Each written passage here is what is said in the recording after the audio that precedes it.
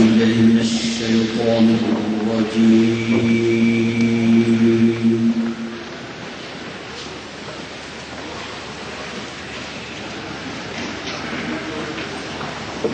بسم الله الرحمن الرحيم.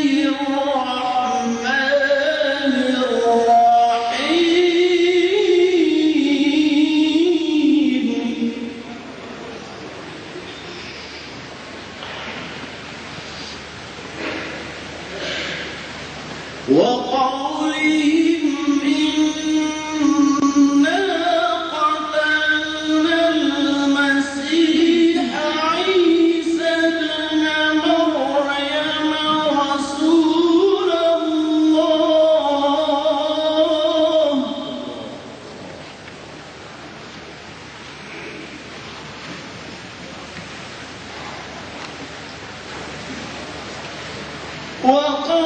وقولهم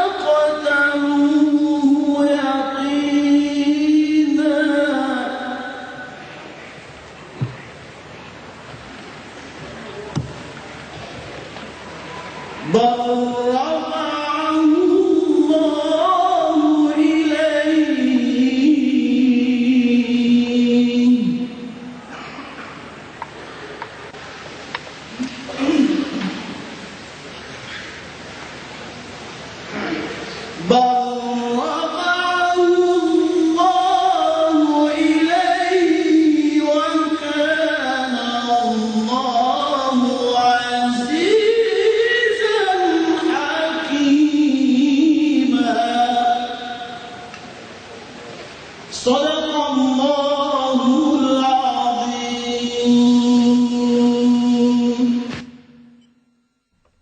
এবং তাহারা লানতগ্রস্ত হইয়াছিল তাহাদের কুফরির জন্য ও মরিয়মের বিরুদ্ধে গুরুতর অপবাদের জন্য।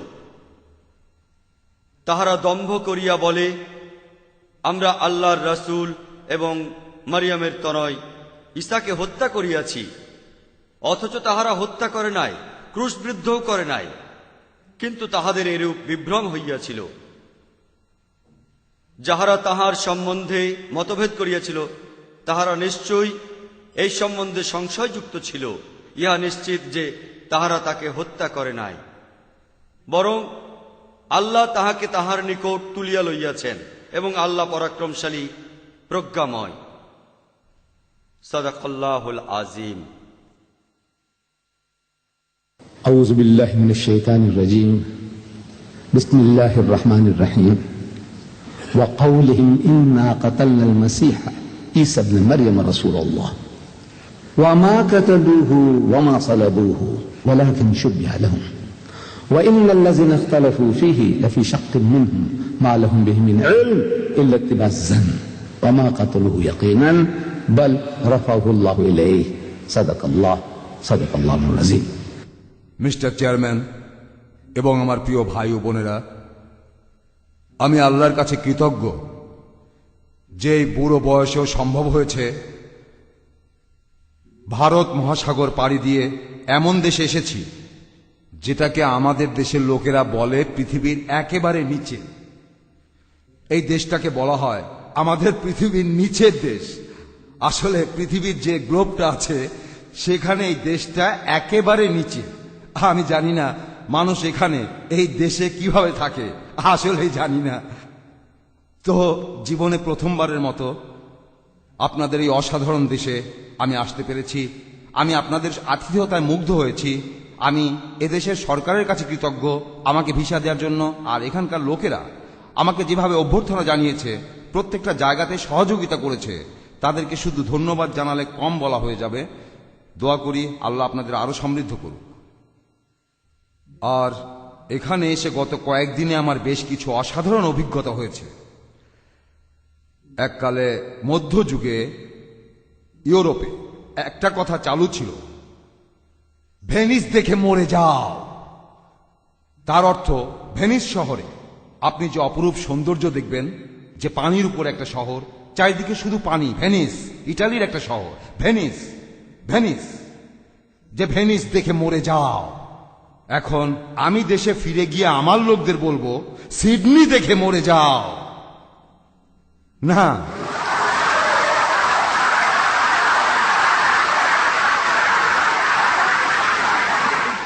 না, আমি এখানে বাড়িয়ে বলছি না। উপস্থিত ভাই ও বোনেরা, আমি এ কথা মোটেও বাড়িয়ে বলছি না।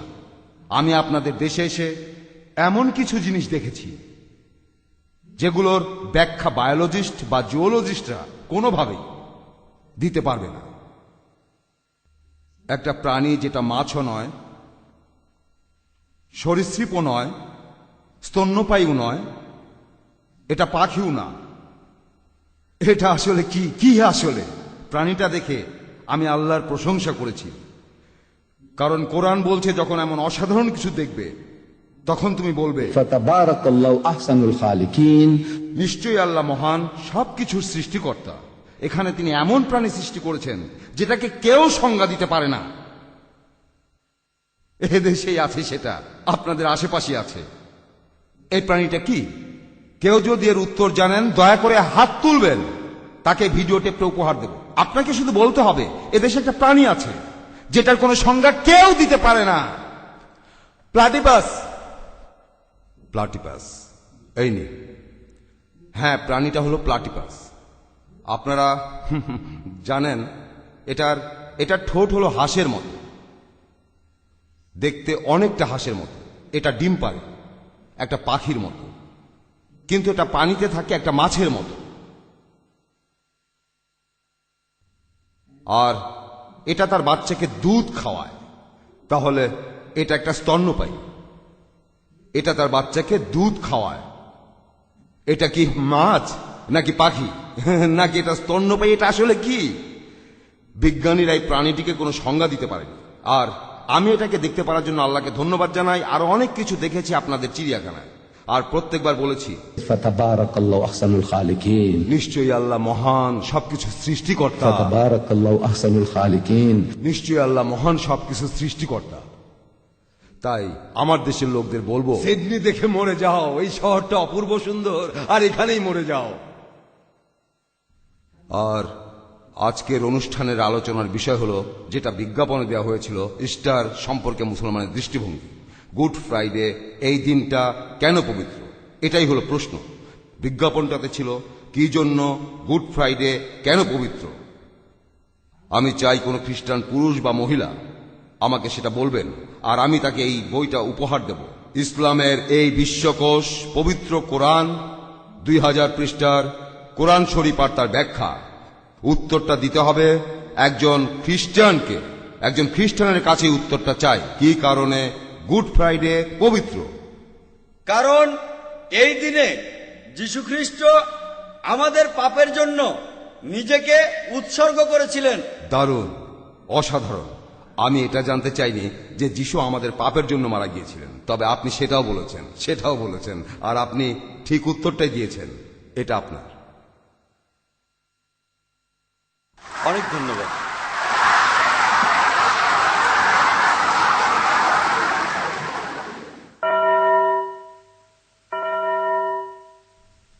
আমাকে অনেক জ্ঞানী লোক বলেছেন যে ইস্টারের এই 3টি দিনে, অর্থাৎ শুক্রবার, শনিবার আর রবিবার, এই 3 দিনে মোট 300টি ভবিষ্যৎবাণী ফলে গিয়েছিল।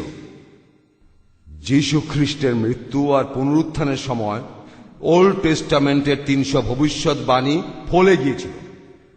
তবে আজকের এই অনুষ্ঠানে আমি বলবো, যে মাছটা পালিয়ে গিয়েছিল, ধরেন আমি একজন জেলে মাছ ধরি, আর মাছ ধরার পর আমি লোককে বলি যে এতগুলো মাছ ধরেছি, তারপর মজা করে মাছগুলো ভেজে খেয়েছি। তবে যে মাছটা পালিয়ে গেছে সেটার কথা কিন্তু বলি না। ধরেন সেটা বিশাল বড় একটা মাছ যেটা পালিয়ে গেছে। আমি এখানে বলবো সেই মাছের কথা যেটা পালিয়ে গেছে, আর সেই মাছটা হলো একটা তিমি মাছ, বিশাল বড় একটা মাছ। আপনারা নবী ইউনুস আর তিমি মাছের কথা শুনেছেন? কে জানে না ইউনুস আর তিমি মাছ? সবাই এটা জানেন, এটা বাচ্চা ছেলেও জানে, নবী ইউনুস আর তিমি মাছের গল্প। তাই যে তিমি মাছটা পালিয়ে গিয়েছিল, ইউনুস আর তিমি পালিয়ে গেছে। আসলে যীশু খ্রিস্ট মাত্র একবারই ভবিষ্যৎবাণী করেছিলেন কি ঘটতে যাচ্ছে সেটা সম্পর্কে, আর সেখানে তিনি নবী ইউনুসের উদাহরণ দিয়েছিলেন। মানুষের মধ্যে একটা মজার ব্যাপার আছে, যখনই মানব জাতিকে বাঁচাতে ঈশ্বর প্রেরিত কোনো দূত আসেন তাদের বাঁচাতে, মানুষ তখন সেই নবীর পথে বাধা হয়ে দাঁড়ায়। মানুষ তখন সেই নবীর কাছে নিদর্শন দেখতে চায়, অলৌকিক কিছু কলা কৌশল, এমন কিছু করে দেখাও যেটা আমরা পারি না, তাহলে আমরা মেনে নেব যে তুমি ঈশ্বরের দূত। এটা মানুষের একটা অসুখ, তারা শোনার চেষ্টা করে না, তাদেরকে যেটা বলা হচ্ছে সেটা ভালো না খারাপ, না, আমাদের অলৌকিক কিছু করে দেখাও। মাথার উপর ভর দিয়ে দাঁড়াতে পারো? হ্যাঁ, মাথার উপর ভর দিয়ে দাঁড়াতে পারো? হ্যাঁ, আর পা উপরের দিকে দিয়ে হাতের উপর ভর দিয়ে দাঁড়াতে পারো? ঈশ্বরের দূতের কাছে মানুষ এগুলোই দেখতে চায়। আর এই অসুখটা মোটামুটি সবার মধ্যে আছে। পবিত্র বাইবেলে আছে, আর নিউ টেস্টামেন্টের গসপেল অব ম্যাথুজে আছে যে যখন যীশু খ্রিস্ট বললেন যে তিনিই হলেন মসীহ, প্রত্যাশিত ত্রাণকর্তা অর্থাৎ খ্রিস্ট, ইহুদিরা এতে সন্তুষ্ট হল না, এটা মানতে পারল না। তারা যিশুর কাছে আসলো। ম্যাথুয়ের 12 অধ্যায় 38 থেকে 40 অনুচ্ছেদে আছে, তারা যিশুর কাছে আসলো, তারপর বলল প্রভু। ব্যঙ্গ করে বলল, সম্মান দেখিয়ে নয়, ব্যঙ্গ করে বলল প্রভু। হিব্রু ভাষায় বললে রাবাই। मौलाना शेख। তারা এভাবে বলেছিল, আমরা আপনার নিদর্শন দেখতে চাই, আমরা অলৌকিক কিছু দেখতে চাই, যাতে আমরা বুঝতে পারি আপনি আসলে ঈশ্বরের প্রেরিত দূত। তারা ব্যঙ্গ করে বলেছিল। তাই যীশু খ্রিস্ট তখন রেগে গেলেন, খুব রেগে গেলেন, আর বললেন একটা অসৎ আর ব্যভিচারী জাতি শুধু নিদর্শন দেখতে চায়, আর তাদেরকে কোনো নিদর্শন দেখানো হবে না। একটা অসৎ আর ব্যভিচারী জাতি। আজকের দিনের ভাষায় আমি আধুনিক শব্দগুলো ব্যবহার করছি না, এখানে আপনারা নিজেরাই ব্যাপারটা বুঝে নিন। একটা অসৎ আর ব্যভিচারী জাতি শুধু নিদর্শন দেখতে চায়, আর তাদের কোনো নিদর্শন দেখানো হবে না, কেবলমাত্র ইউনুসের নিদর্শনটি বাদে।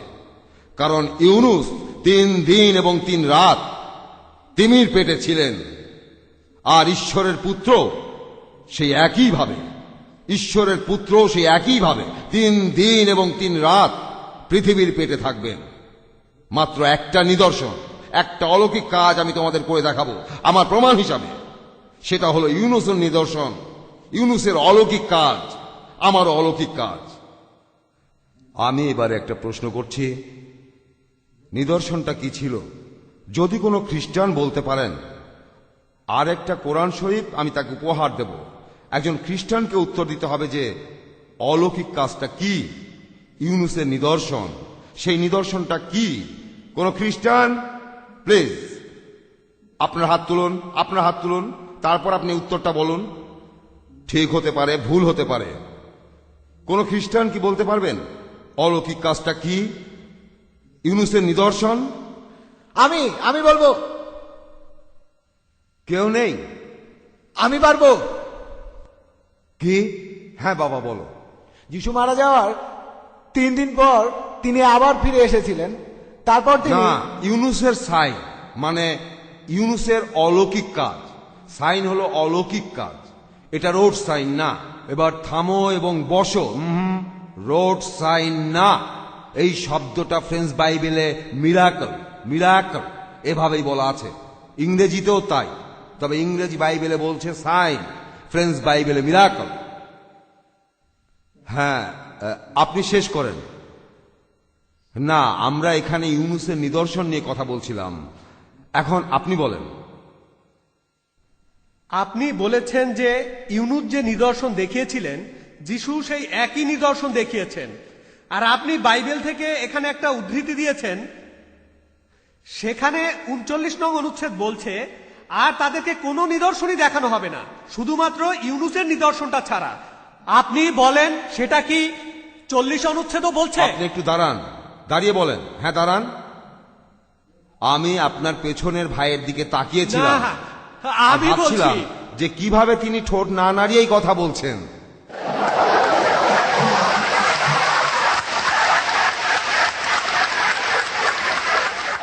মাইকটা নেন, মাইক দিয়ে বলেন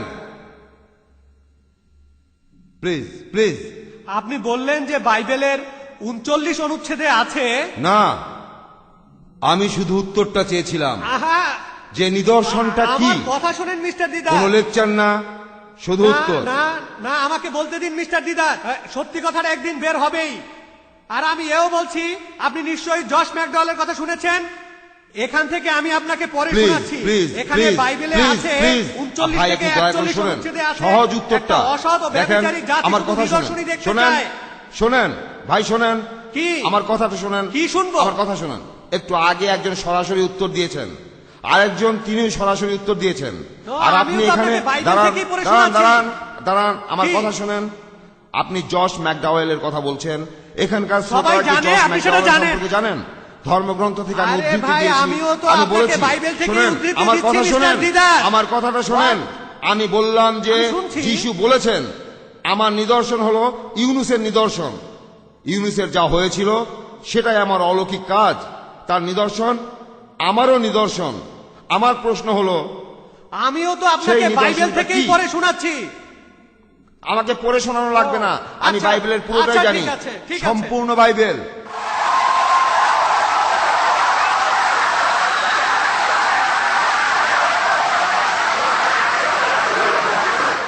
আমি গত 40 বছর ধরে 40 বছর আমি খ্রিস্টান ধর্মের অনেক জ্ঞানী লোককে জিজ্ঞাসা করেছি এই নিদর্শনটা কি। আমি এই প্রশ্নের কোনো উত্তর পাইনি। কোন খ্রিস্টানই বলতে পারবে না সেই সাইনটা কি। মিস্টার দিদার, আমি তো বলতে চেয়েছিলাম, আমারটা তো শুনলেন না। প্লিজ বসেন। সেই নিদর্শনটা কি, আর সেটা আপনি খুব সহজেই দেখতে পাবেন। খুব সহজ। আপনাকে সেক্ষেত্রে বুক অব জোনা পড়তে হবে, আপনাকে বাইবেলের বুক অব জোনা অধ্যায়টা পড়তে হবে। তবে খুঁজে বের করা কঠিন। এই বুক অব জোনা বাইবেল এই অধ্যায়টা মাত্র 1 পৃষ্ঠা। এই 1000 পৃষ্ঠার মধ্যে একটা পৃষ্ঠা খুঁজে পাওয়া খুব কঠিন। এই 1000 পৃষ্ঠার মধ্যে একটা পৃষ্ঠা খুঁজে বের করা এটা বেশ কঠিন। তবে আপনার এটা পড়ার দরকার নেই। যদি আপনি স্কুলে গিয়ে থাকেন, বাচ্চা ছেলেরা তারা ইউনুসের গল্পটা জানে। ইউনুস আর তিমির গল্প এটা সবাই জানে। ইহুদি বাচ্চারা জানে, খ্রিস্টান বাচ্চারা জানে, মুসলমান বাচ্চারা জানে, সবাই জানে ইউনুস আর তিমির গল্প। বাইবেলে বুক অব জোনাতে আছে যে সর্বশক্তিমান ঈশ্বর ইউনুসকে পাঠিয়েছিলেন নিনেভ শহরে। শহরটার নাম ছিল নিনেভ। সেই সময় শহরে কয়েক লক্ষ মানুষ থাকত। একটা বিশাল বড় শহর, যেমন নিউ ইয়র্ক অথবা লন্ডন তখনকার দিনে।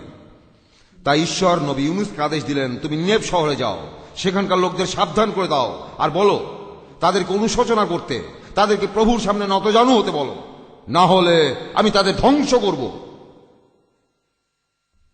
ইউনুস নিনেভ শহরে যাওয়ার বদলে এভাবে চিন্তা করলেন, এই বস্তুবাদী লোকগুলি তার সময়ের সেই অসৎ আর ব্যভিচারী জাতি।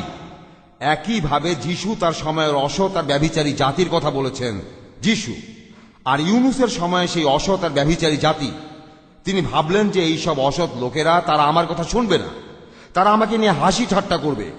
তাই নিনেভ শহরে যাওয়ার বদলে তিনি গেলেন চপা শহরে, এখনকার দিনে জাফা, ইসরায়েল জাফা, বর্তমানে জাফা। তিনি একটা নৌকা নিয়ে সেখানে পালিয়ে গেলেন। তখন সমুদ্রে একটা ঝড় উঠল, আর সেই ঝড় মোটেও থামে না। তখন সেই নৌকার নাবিকরা ভাবতে লাগলো যে তাদের মধ্যে কেউ একজন প্রভুর আদেশ পালন করছে না, সেজন্যই তারা এই বিপদে পড়েছে। তাই তারা জিজ্ঞাসা করল, এই ঘটনার জন্য কে দায়ী? ইউনুস বুঝতে পারলেন যে তিনি এজন্য দায়ী, কারণ ঈশ্বর তাকে নিনেভ শহরে যেতে বলেছিলেন, আর তিনি ঈশ্বরের একজন নবী, ঈশ্বরের একজন সৈন্য। ঈশ্বরের কথা তার শোনা উচিত ছিল। এখানে নিজে থেকে সিদ্ধান্ত নেওয়ার কিছুই ছিল না। তিনি পালাচ্ছিলেন, তিনি তার প্রভুর আদেশ ফেলে পালাচ্ছিলেন। তিনি এগিয়ে গিয়ে বললেন, দেখো, আমি সবকিছুর জন্য দায়ী। আমি প্রভুর আদেশ থেকে পালিয়ে বেড়াচ্ছি, তাই ঈশ্বর আমাকে মারতে চাচ্ছেন। এখানে তিনি নৌকাটা ডুবিয়ে দিয়ে আমাকে মারতে চাচ্ছেন, কিন্তু তোমরা নিরীহ মানুষরা কেন মারা যাবে? বরং এটা করলে ভালো হবে যে তোমরা আমাকে ধরে সমুদ্রের পানিতে ফেলে দাও। ঈশ্বর আমার মৃত্যু চাচ্ছেন, তাহলেই তিনি সন্তুষ্ট হবেন, তোমরা সবাই নিরাপদে থাকবে। তখন এই নাবিকরা, তারাও খুব ভালো মানুষ ছিল, তারা বলল যে না না না, তুমি যখন নৌকায় উঠেছ তোমাকে পুরো সময়টা প্রার্থনা করতে দেখেছি।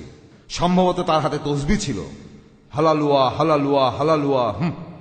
তিনি সব সময় ঈশ্বরের প্রার্থনা করছিলেন। তাই নাবিকরা বলল, না না না, তুমি একজন ভালো মানুষ, একজন ধার্মিক মানুষ, তুমি এই অপরাধের জন্য দায়ী হতে পারো না। আমরা আমাদের নিজেদের পদ্ধতিতেই খুঁজে বের করব কে আসলে দায়ী। তারা তখন কাঠি দিয়ে ভাগ্য বিচার করল, অনেকটা পয়সা টস করার মতো, হেড না টেইল, হেড না টেইল। আর এই নিয়মে টস করে দেখা গেল যে ইউনুসই এখানে দায়ী লোক। তখন তারা ইউনুসকে ধরল আর তাকে সমুদ্রের পানিতে ফেলে দিল। Book of zona. 2 মিনিট লাগবে পড়তে, তবে দরকার নেই। এটা সবাই, সব বাচ্চাই এটা জানে, সব খ্রিস্টানই এটা জানে। তাই নাবিকরা তাকে ফেলে দিল, আর ঝড়টাও থেমে গেল। সম্ভবত এই ব্যাপারটা কাকতালীয়, তবে ঝড়টা থেমে গেল। আরেকটা প্রশ্ন করছি, যখন ইউনুসকে সমুদ্রে ফেলে দেয়া হলো তখন তিনি কি জীবিত নাকি মৃত? Thank you, thank you, thank you. দেখেন, এখানে আপনারা যদি বলতেন তিনি মৃত ছিলেন, তখন উল্টোটা বোঝানো কঠিন ছিল। তাই আমি বললাম যে আপনারা উত্তর দেওয়ার আগে আমি আপনাদের প্রশ্নটা সহজ করে দেব, যাতে সঠিক উত্তরটা দেন। কারণ আপনারা ভুল উত্তর দিলে আমাকে আবার প্রথম থেকে শুরু করতে হবে, তখন বোঝাতে হবে যে আপনারা ভুল। তাই সঠিক উত্তরের জন্য আপনাদেরকেও প্রশ্নটা সহজভাবে করব। আমি বলেছিলাম, ইউনুস নিজেই বলেছিলেন, তিনি নিজেই বলেছিলেন আমাকে ফেলে দাও। আর কেউ নিজে থেকে বললে তাকে গলা বেঁধে ফেলে দেওয়ার দরকার নেই, তার হাত অথবা পা ভেঙে ফেলার দরকার নেই। না, তিনি নিজেই বলেছিলেন আমাকে ফেলে দাও। কেন তাকে মেরে ফেলবো? কেন তার চোয়াল ভেঙে ফেলবো? করব না। তারপর আপনাদের প্রশ্ন করেছিলাম তিনি কি জীবিত ছিলেন নাকি মৃত, আর আপনারা সবাই একসাথে বলে দিলেন। তারপর আপনাদের প্রশ্ন করেছিলাম তিনি কি জীবিত ছিলেন নাকি মৃত, আর আপনারা সবাই একসাথে বললেন জীবিত। যখন কোনো মানুষ স্বেচ্ছায় মরতে চায় তখন তাকে অত্যাচার করার কোনো দরকার নেই। দরকার আছে না, তিনি জীবিত ছিলেন। সঠিক উত্তর, সঠিক উত্তর। একটা বাচ্চাও উত্তর দিতে পারবে। একটা মাছ এসে তাকে গিলে ফেলল। জীবিত না মৃত? জীবিত, জীবিত। এবার আপনারা আরেকবার বলেন, জোরে বলেন, জীবিত। হ্যাঁ হ্যাঁ। সেই মাছের পেটের মধ্যে তিনি ঈশ্বরের কাছে প্রার্থনা করলেন। মরা মানুষ প্রার্থনা করে? মৃত মানুষ ঈশ্বরের কাছে প্রার্থনা করে নাকি? না। তাহলে তখন তিনি কি জীবিত না মৃত? জীবিত। জীবিত, তিনি জীবিত। আর তৃতীয় দিনে মাছটা তাকে সমুদ্রের পাড়ে উগড়ে দিল। জীবিত না মৃত? জীবিত। আর এটা বাইবেলের সবচেয়ে বড় একটা অলৌকিক ঘটনা। এই ঘটনাটা পুরো বাইবেলের সবচেয়ে বড় অলৌকিক ঘটনা। এই ঘটনাটা কয়েক গুণ বেশি অলৌকিক। আপনি যদি কোনো মানুষকে সমুদ্রের মধ্যে ফেলে দেন তাহলে সে ডুবে যাবে, সে তাহলে মরে যাবে। সেটা অলৌকিক ঘটনা নয়। একটা মাছ এসে তখন তাকে গিলে ফেলল। একটা মাছ কোনো মানুষের সম্মান বুঝবে না যে ও আপনি ইউনুস, আপনি আল্লাহর একজন নবী, ও তাহলে আসেন, ভিতরে আসেন, আসেন। এমন না, কোনো মাছ কখনোই এমনটা করবে না। আপনারা জানেন, মাছ যখন আধার গিলে ফেলে, আধার খায়, তখন তাকে বড় একটা কামড় দেয়। মানুষটা তাহলে মারা যাবে। সেই মাছটা সেই লোকটাকে মেরে ফেললে এটা অলৌকিক ঘটনা নয়, কোনো ঘটনাই নয়। যদি মারা না যায় সেটা অলৌকিক ঘটনা। তিমির পেটে 3 দিন 3 রাত প্রচন্ড গরম আর শ্বাসকষ্টে তার মারা যাওয়ার কথা, কিন্তু তিনি জীবিত ছিলেন। 3য় দিনে তিনি বের হলেন, তিনি সাগরে জীবিত অবস্থায় গেলেন, ফিরে এলেন জীবিত হয়ে। তিনি এই সময়ের মধ্যে মারা যাননি আর পুনরুত্থানও হয়নি। না না, এটা হয়নি, তার পুনরুত্থান হয়নি। তিনি ছিলেন জীবিত জীবিত জীবিত জীবিত। আর যিশু বলেছিলেন, যেভাবে নবী ইউনুস ছিলেন ঈশ্বরের পুত্র সেভাবে থাকবেন। ইউনুসের অলৌকিক ঘটনা যে তিনি 3 দিন জীবিত ছিলেন, আর মানুষ ভেবেছিল তিনি মারা গেছেন। যখন সবাই ভেবেছে তিনি মারা গেছেন, তিনি তখন জীবিত জীবিত। যিশু বলেছিলেন, আমার অলৌকিক কাজ ইউনুসের অলৌকিক কাজ। এখন আমি খ্রিস্টানদের প্রশ্ন করছি যে ইউনুস 3 দিন 3 রাত মাছের পেটে জীবিত ছিলেন, তিমি মাছের পেটে, সবাই এটা জানেন। আর আমি খ্রিস্টানদের প্রশ্ন করছি যে যিশু এই 3 দিন 3 রাত তিনি কি জীবিত ছিলেন না মৃত ছিলেন? আপনাদের চার্চ কি বলে? আপনাদের চার্চ কি বলে?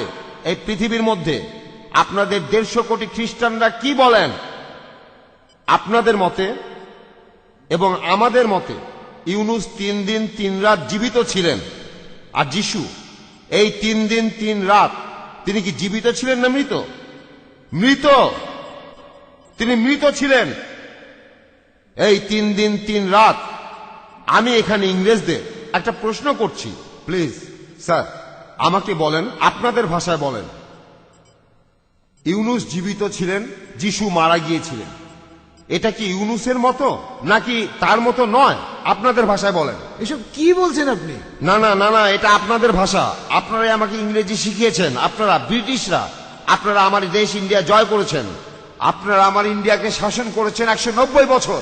আমার জন্ম একজন ব্রিটিশ প্রজা হিসাবে, আর আমার ব্রিটিশ পাসপোর্টটা 69 বছরের পুরনো। আমার পাসপোর্টটা 69 বছরের পুরনো। আমার বয়স এখন 78। আমার পাসপোর্টটা 69 বছরের পুরনো।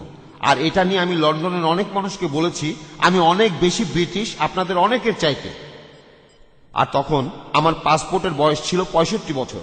আপনাদের কতজনের বয়স 65 বছর? তাই আমি তখন ব্রিটিশ ছিলাম, আগের 65 বছর ধরে ব্রিটিশ ছিলাম।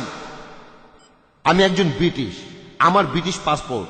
আর আপনারাই আমাকে ইংরেজি শিখিয়েছেন, আপনারাই আমাকে ইংরেজি শিখিয়েছেন।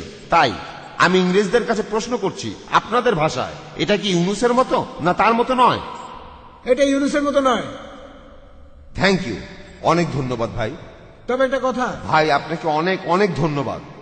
এটা ইউনুসের মতো নয়। তাই যদি ইউনুসের মতো না হয় তাহলে হয়তো যিশু সবার সাথে প্রতারণা করেছেন। যিশুর কথা, তিনি বলেছেন তিনি ইউনুসের মতো হবেন, আর আপনারা বলছেন তিনি ইউনুসের মতো হননি।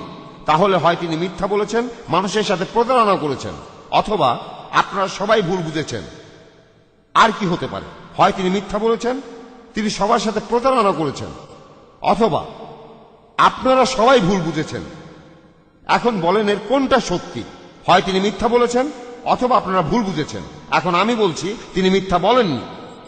আমি বিশ্বাস করব না যে ঈশ্বরের এই মহান দূত যীশু খ্রিস্ট, যার অবস্থান আমাদের ইসলাম ধর্মে অনেক উপরে, তিনি আল্লাহর প্রেরিত একজন মহান দূত। আমরা বিশ্বাস করি যিশু, আমরা তার অলৌকিক জন্মে বিশ্বাস করি, যেটা এখন অনেক খ্রিস্টান, এমনকি আমেরিকান চার্চের বিশপরা, তারাও এটা বিশ্বাস করে না। কিন্তু আমরা মানি যে যীশু খ্রিস্ট জন্মগ্রহণ করেছিলেন কোনো বাবা ছাড়াই, আল্লাহর একটা অলৌকিক কাজ আমরা মানি। আমরা বিশ্বাস করি যে তিনি ছিলেন মসীহ অর্থাৎ খ্রিস্ট। বিশ্বাস করি যে আল্লাহর অনুমতি নিয়ে তিনি মৃত ব্যক্তিকে জীবন দিয়েছেন, আল্লাহর অনুমতিতে তিনি জন্মান্ধর পঙ্গুদের ভালো করেছেন। তাহলে দেখেন, এটাই আমাদের বিশ্বাস আল্লাহর প্রেরিত দূতের প্রতি। আর আল্লাহর এই প্রেরিত দূত যীশু খ্রিস্টের নাম, আমি আপনাদের বলি যে যীশু খ্রিস্টের নাম বা কথা আমাদের এই বইটাতে, আমাদের পবিত্র কোরআনে মুহাম্মাদের নামের চাইতে 500% বেশিবার বলা হয়েছে। আপনারা কি জানেন মুসলমানরা? আপনারা কি জানেন যীশু খ্রিস্টের নাম আমাদের এই বইতে 500% বেশিবার বলা হয়েছে? আপনারা কি জানেন? আপনারা কি জানতেন? মনে হয় না। 500% বেশিবার বলা আছে ঈসা মরিয়মের পুত্র, ইবনে মরিয়ম, ঈসা ইবনে মরিয়ম, মুহাম্মদের নামের চাইতে 500% বেশিবার। মুহাম্মদ নাকি এই বইটা লিখেছেন। অভিযোগ আছে যে তিনি কোরআন লিখেছেন। দারুণ। এই বইটাতে তিনি নিজের কথা খুব কমই বলেছেন, শুধু যিশুর কথা বলেছেন। দারুণ, অসাধারণ, অসাধারণ বই।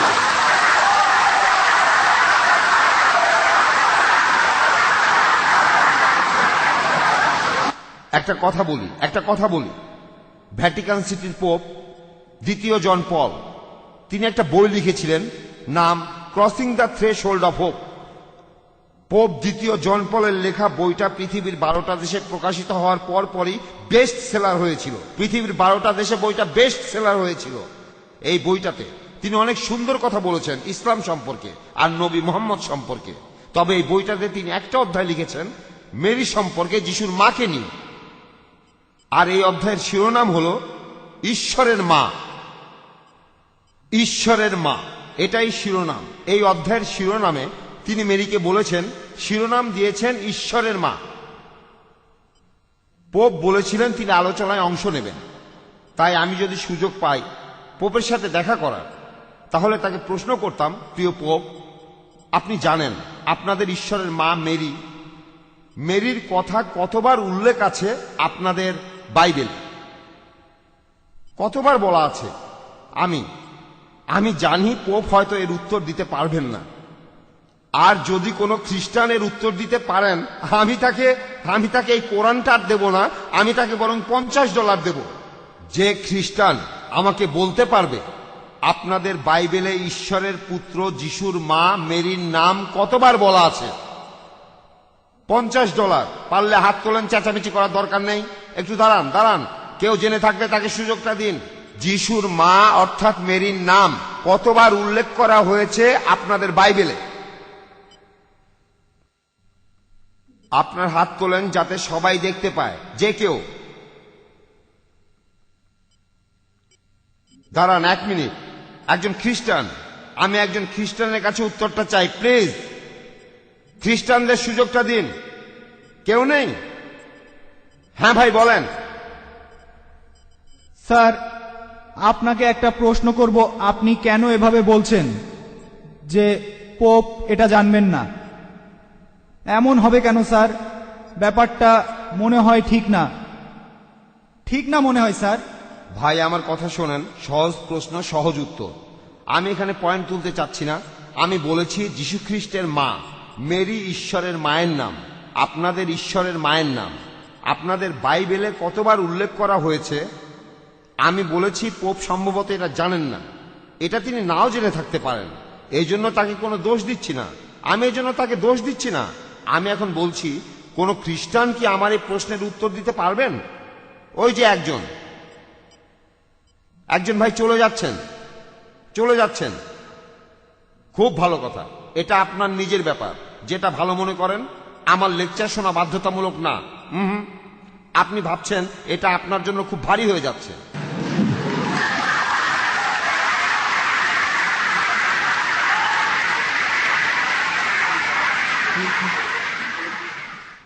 আমার দেশ দক্ষিণ আফ্রিকায়। আমরা আফ্রিকানরা বলি খুব ভারী, খুব ভারী, খুব ভারী। আমি আপনাকে এটা বহন করতে বলবো না, আমি আপনাদের বলি, আমি উত্তরটা দিয়ে দেই। নিউ টেস্টামেন্টের প্রথম 3টা বই ম্যাথিউ, মার্ক, লুকে যীশু খ্রিস্টের মা মেরির নাম বলা হয়েছে মোট 17 বার। আপনারা চেক করে দেখতে পারেন, 17 বার। নিউ টেস্টামেন্টের অন্য 24টা বইতে সব মিলিয়ে মোট 18 বার। নিউ টেস্টামেন্টে মেরির নাম উল্লেখ আছে 18 বার।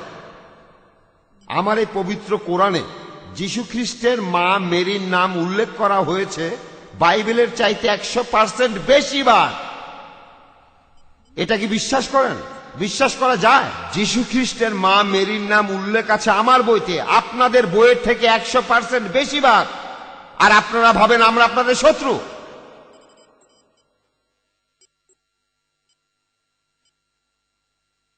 যীশু খ্রিস্টের মা মেরির নাম উল্লেখ আছে আমার বইতে আপনাদের বইয়ের থেকে 100% বেশি বার। আর আপনারা ভাবেন আমরা আপনাদের শত্রু।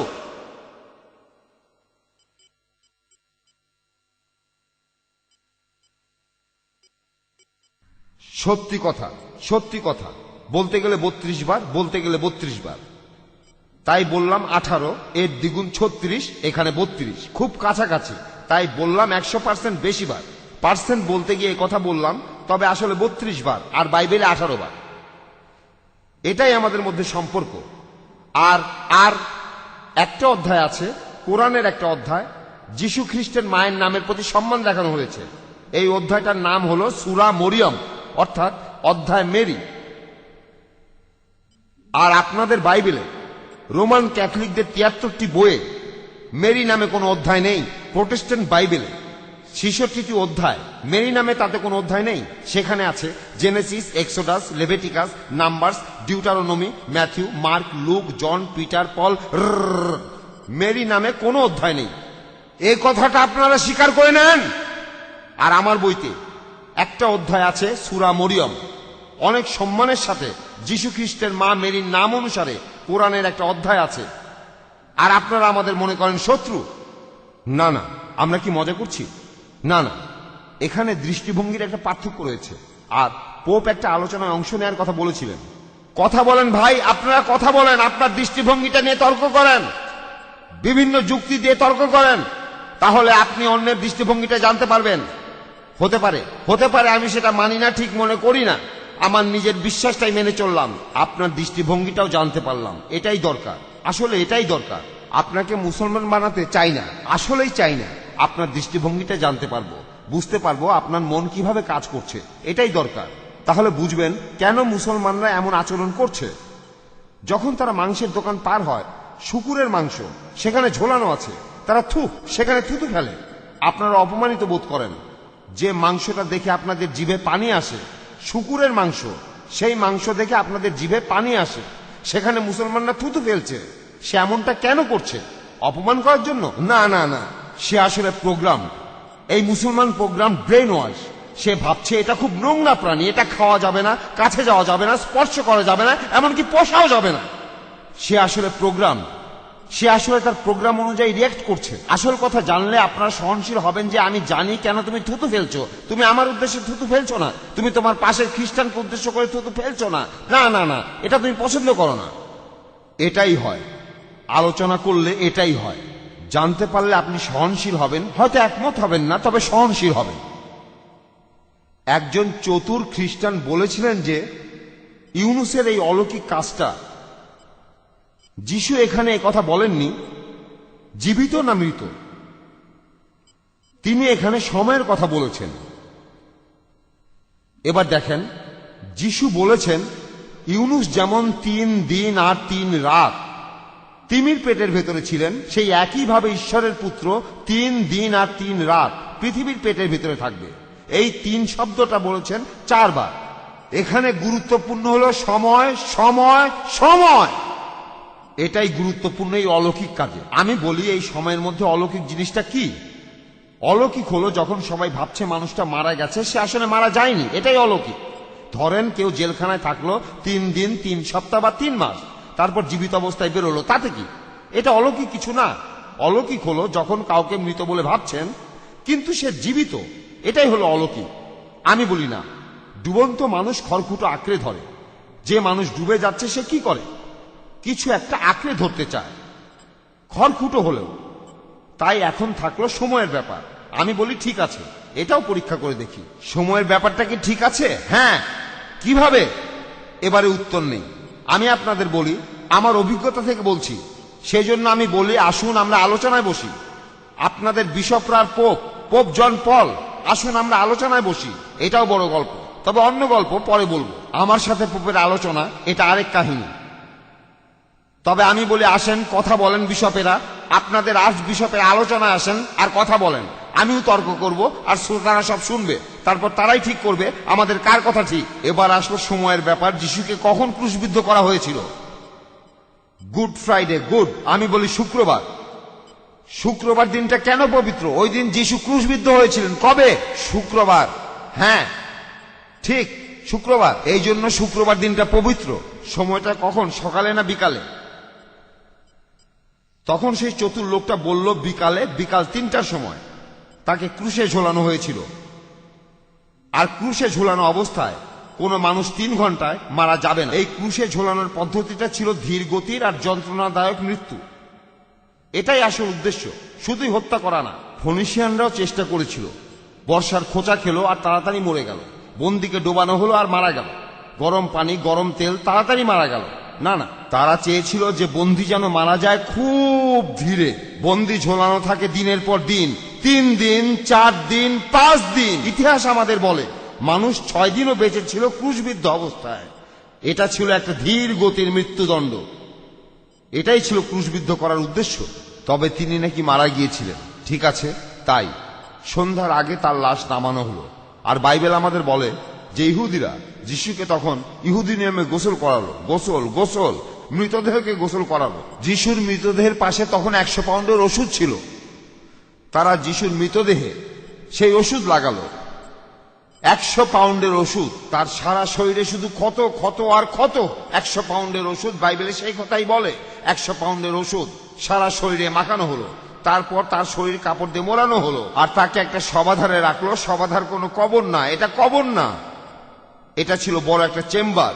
আর জিম বিশপ বলেছেন, একজন খ্রিস্টান লেখক তার বই দ্য ডে ক্রাইস্ট ডাইড, সেখানে তিনি লিখেছেন যে সেই চেম্বারটা ছিল 5 ফুট চওড়া, 7 ফিট উঁচু আর 15 ফিট লম্বা।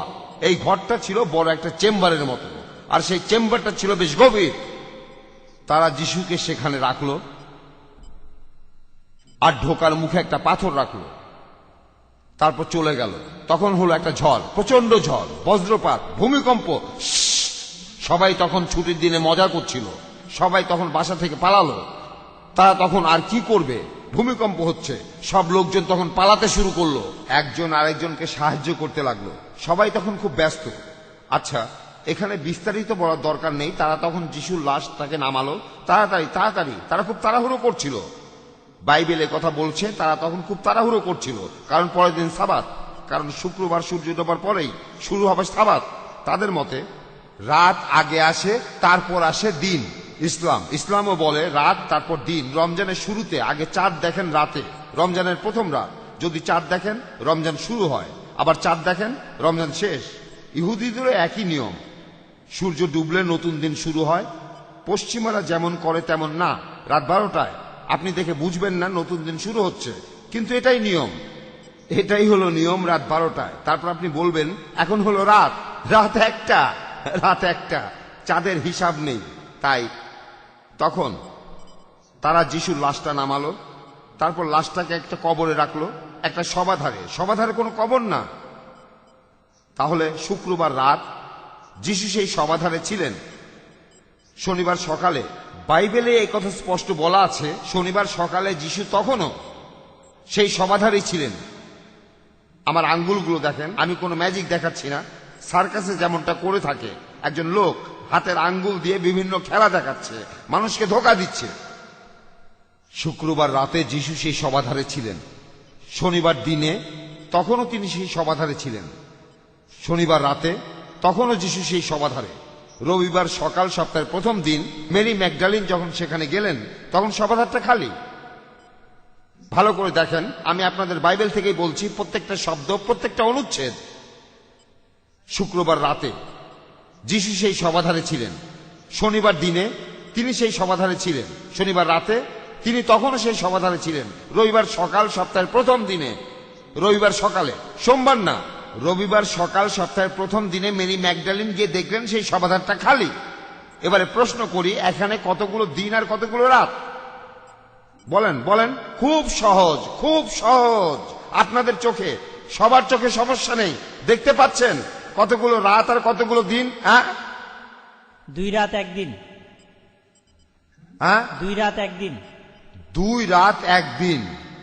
দেখেন, শুক্রবার রাত, শনিবার দিন, শনিবার রাত, রবিবার সকালে যিশু সেখানে নেই। 2 রাত আর 1 দিন। যিশু কি বলেছিলেন? যেভাবে নবী ইউনুস 3 দিন আর 3 রাত তিমির পেটের ভিতরে ছিলেন, সেই একইভাবে ঈশ্বরের পুত্র 3 দিন আর 3 রাত পৃথিবীর পেটের ভিতরে থাকবে। যিশু বলেছেন 3 দিন 3 রাত, 3 দিন 3 রাত। আর আমরা দেখেছি 2 রাত 1 দিন। আমি এখন উপস্থিত খ্রিস্টানদের কাছে জানতে চাইবো এই 2 রাত 1 দিন আর 3 দিন 3 রাত কি সমান? না না,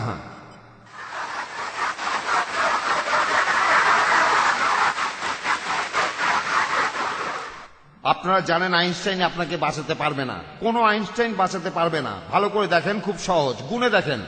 2 রাত আর 1 দিন, যিশু বলেছেন 3 আর 3, এ কথাটা তিনি 4 বার বলেছেন, আর আমরা পাচ্ছি 2 রাত 1 দিন। আবারও আপনারা পা পিছলে পড়লেন। আপনারা এখানে ভুলটা করছেন, মুসলমান হিসাবে আমি বলবো আপনারা ভুল করছেন। এই ভুলটা আপনাদের, আমি বলছি না যে আপনাদের বাইবেলই ভুল, এমন কোনো কথা বলছি না, এ কথা আমি বলছি না। ভালো করে দেখেন, আপনারা ইংরেজি ভাষার লোকেরাই আমাকে কিং জেমস ভার্সনের বাইবেল দিয়েছেন, আর এর ইংরেজিটা পছন্দ করি, বেশ পছন্দ করি, সত্যি করি। আর এখন আপনাদের দেয়া এই বাইবেল আমি পড়লাম আর দেখলাম আপনারা যা বলছেন তার উল্টোটা, আমি সেরকমই দেখছি। এখন আমি প্রশ্ন করছি, এটা কি ইউনুসের মতো নাকি তার মতো নয়? এই 3 দিন 3 রাত কি এটা সমান? আমি আপনাদের বলছি, আপনাদের প্রশ্ন করছি, উত্তর দেন। এই কথাগুলো আপনারাই আমাকে বলেছেন, আমি বাইবেলের কথাগুলো পড়েছি, আপনারাই আমাকে কথাগুলো বলেছেন, আপনারাই বলেছেন। এখন রবিবার সকালে সপ্তাহের প্রথম দিনে মেরি ম্যাগডালিন সমাধিতে গেল। মেরি কেন গেল? বাইবেল বলছে যিশুকে মালিশ করতে। এখন অ্যানোয়েন্ট শব্দটার অর্থ মেসাজ। আমরা মাসা করি, যেমন আমরা মুসলিমরা নামাজের আগে অজু করি। অজু করার সময় আমরা কি করি? আমরা হাতে পানি নিয়ে এটাকে কি বলে? মাসা। মাসা মানে মেসেজ, হিব্রুতে অ্যানোয়েন্ট মানে মেসেজ, অ্যানোয়েন্ট। এখন প্রশ্ন হলো, মেরি সেখানে গেল কেন? যিশুকে মেসেজ করার জন্য, মালিশ করতে। এখন আমার প্রশ্ন, ইহুদিরা কি 3 দিন পরে মৃতদেহ মেসেজ করে নাকি? খ্রিস্টানরা 3 দিন পর মৃতদেহ মেসেজ করে না। মুসলিমদের সাথে ইহুদিদের অনেক মিল রয়েছে, অনেক রীতিনীতিতেই। আমরা কি 3 দিন পরে মৃতদেহ মেসেজ করি নাকি? না। তাহলে কেন একজন মহিলা একটা মৃতদেহকে মেসেজ করতে যাবে 3 দিন পরে? কারণ মানুষ যখন মারা যায় তার 3 ঘন্টা পরেই শরীরে পচন শুরু হয়ে যায়, ভেতরে পচন ধরে যায়, তারপর পচন ছড়িয়ে পড়ে সারা দেহে।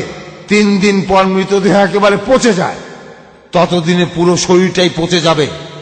এমন মৃতদেহকে মেসেজ করলে তো টুকরো টুকরো হয়ে যাবে। তাহলে সে কেন গেল?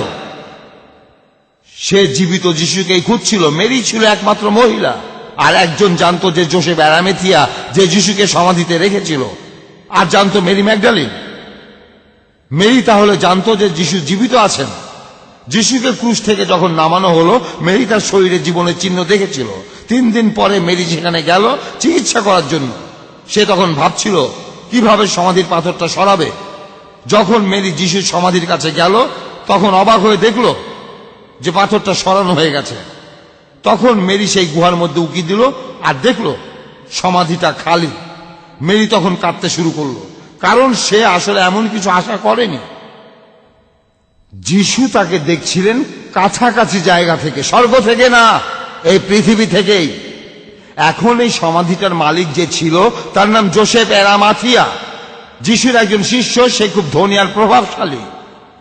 তিনি একটা পাহাড় খনন করে যিশুর জন্য চেম্বারের মতো একটা সমাধি বানিয়েছিলেন। এই সমাধির চারপাশে ছিল শাকসবজির বাগান। অ্যারামাথিয়া সেখানে ছিল না, সে তার নিজের শহরে গিয়েছিল পরিবার নিয়ে বেড়াতে। তিনি বাগানটা এই জন্য বানাননি যে অন্য লোকের গরু ছাগল এসে শাকসবজির বাগানের সবকিছু খেয়ে ফেলবে। এই বাগানের পাশে একজন মালি থাকতো বাগানের দেখাশোনা করার জন্য, বাগানের পাশেই। আর যিশু সেখানে ছিলেন। তিনি মেরিকে দেখতে পেলেন আর দেখে চিনতেও পারলেন। যিশু পেছন থেকে মেরির সামনে আসলেন, তিনি দেখলেন মেরি কাঁদছে। যিশু বললেন, এই মেয়ে, তুমি কাকে খুঁজছো? তুমি কাঁদছো কেন? যিশু কি জানতেন না? তিনি কি জানতেন না? তিনি অবশ্যই জানতেন। তাহলে এই হাস্যকর প্রশ্নটা করলেন কেন? না, হাস্যকর প্রশ্ন না। যিশু আসলে তখন ঠাট্টা করছিলেন মেরির সাথে। যিশু আসলে মেরির সাথে তখন ঠাট্টা করছিলেন। এই মেয়ে, তুমি কাঁদছো কেন? তুমি কাকে খুঁজছো? মেরি, আমি এখানে বাইবেল থেকে উদ্ধৃতি দিচ্ছি, মেরি যিশুকে মনে করলো বাগানের মালিক। যিশুকে দেখে মালি মনে করেছিল কেন? পুনরুত্থান হওয়ার পর কি মালির মতো দেখা? পরকালে যখন আমাদের পুনরুত্থান হবে, সবাই বেঁচে উঠবে, সবাইকে তখন মালির মতো দেখাবে? তাহলে পরকালে একজন মহিলা তার স্বামী, বাবা বা দাদাকে চিনতে পারবে না, সবাই দেখতে মালির মতো, তার ছেলে তাকেও মালির মতো দেখতে। এমনই নাকি ব্যাপারটা? না, আপনার যখন পুনরুত্থান হবে সবাই আপনাকে দেখে চিনতে পারবে, কারণ সেটাই আসল আপনি। তাহলে মেরি যিশুকে মালি ভাবলো কেন? কারণ যিশু তখন মালির ছদ্মবেশে ছিলেন। তিনি কেন মালির ছদ্মবেশে ছিলেন? কি জন্য? এর কারণ তিনি ইহুদিদের ভয় পাচ্ছিলেন। কেন তিনি ইহুদিদের ভয় পাবেন? এর কারণ তিনি আসলে মরেননি, তিনি মৃত্যুকে জয় করেননি। যদি মারা যেতেন, যদি মৃত্যুকে জয় করতেন, তাহলে তো ভয় পাওয়ার কিছু নেই, কারণ পুনরুত্থান হওয়া শরীর দ্বিতীয়বার মরতে পারে না। যদি প্রশ্ন করেন কে বলেছে, উত্তর হলো বাইবেল। বাইবেলে আছে পৃথিবীর প্রত্যেকটা মানুষ একবার মৃত্যুবরণ করবেই, তারপর আসবে শেষ বিচারের দিন। আপনি দুইবার মরবেন না। তাই যিশু যদি মৃত্যুকে জয় করতেন তাহলে কাউকে ভয় পেতেন না, কেউ তাকে আর মারতে পারবে না। কিন্তু যিশু অল্পের জন্য মৃত্যুর হাত থেকে বেঁচে এসেছেন। যদি ধরা পড়ে যান ইহুদিরা, তাহলে এবার তাকে ছাড়বে না, একেবারে মেরে ফেলবে। সেজন্য তিনি একজন মালির ছদ্মবেশে ছিলেন। মেরি যিশুকে একজন মালি মনে করেছিল। মেরি বলল, স্যার আপনি যদি তাকে নিয়ে যান তাহলে বলেন তাকে আপনি কোথায় রেখেছেন? বিশ্রামের জন্য, আরামের জন্য, আরোগ্য লাভের জন্য? কোথায় কবর দেওয়া হয়েছে সেটা নয়। বাইবেলে এরকম 30টা পয়েন্ট আছে। আমি একটা বই লিখেছি, নাম হলো ক্রুসিফিকশন অর ক্রুসিফিকশন। বইটা আপনারা এই দেশে কিনতে পাবেন, তবে আমাকে চিঠি লিখলে আপনারা বইটা পাবেন। এরপর আরেকটা বই লিখেছি, দ্য চয়েস, সেই বইটাও পাবেন। আমি এখন আমার খ্রিস্টান ভাই বোনদের উৎসাহ দেখতে চাই, আমি তাই আপনাদের বলবো আপনারা প্রশ্ন করেন। আর এখানে প্রশ্ন করার জন্য 2টা মাইক আছে, এই পাশে একটা মাইক আর এই পাশে একটা মাইক। প্রশ্ন করতে চাইলে আপনারা লাইনে দাঁড়ান, তারপর একে একে প্রশ্ন করবেন। প্রথমে ডান দিক থেকে, তারপর বাম দিক থেকে। ডানে একটা প্রশ্ন, বামে একটা প্রশ্ন। তবে খ্রিস্টান ভাই বোনদের প্রশ্ন করার সুযোগ দেবেন। এই যা মুসলিম ভাই বোনরাও আমাকে প্রশ্ন করবেন, তবে খ্রিস্টান ভাই বোনদের সুযোগ দেবেন আগে প্রশ্ন করার জন্য। Mister chairman.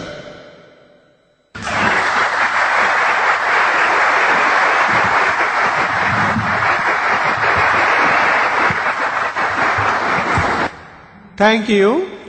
শুরু হচ্ছে প্রশ্ন উত্তর পর্ব। আপনারা দয়া করে উঠে এসে লাইনে দাঁড়ান। এখন আমি মুসলমান ভাইদের বলবো শেখ বিদাতের হয়ে সবাই মিলে তাকবীর দিতে। আল্লাহু আকবার, আল্লাহু আকবার, আল্লাহু আকবার।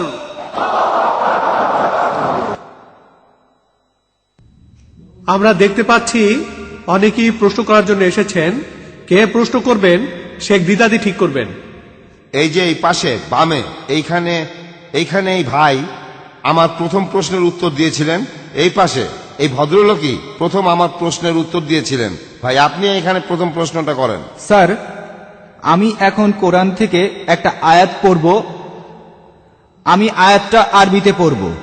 এখন এখানে ইংরেজিতে কথা বলে এমন মুসলমান যারা আছেন, যে কেউ আমাকে অনুবাদটা বলেন, যে কেউ। আমি আয়াতটা পড়ছি, তারপর ভাই আপনার কাজটা সহজ করে দেই, একটু সহজ করে দেই। আমি কি আপনাকে কোরআন শরীফটা দিয়েছি? আপনি কোরআনটা খুলে দেখছেন না কেন? কোরআনটা খুলে দেখেন, তারপর আরবিটা পড়েন, তারপর আপনি অনুবাদটা পড়েন।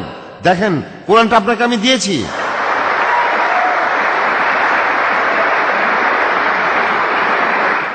দেখেন ভাই, আপনাকে সময় দেয়া হলো, আপনাকে সুযোগ দেয়া হলো। কি করবেন? কোরআনটা খুলে দেখেন, আয়াতটা খুঁজে বের করেন, আয়াতটা আরবিতে পড়েন, তারপর অনুবাদটা করেন। আপনি সেটা করেন।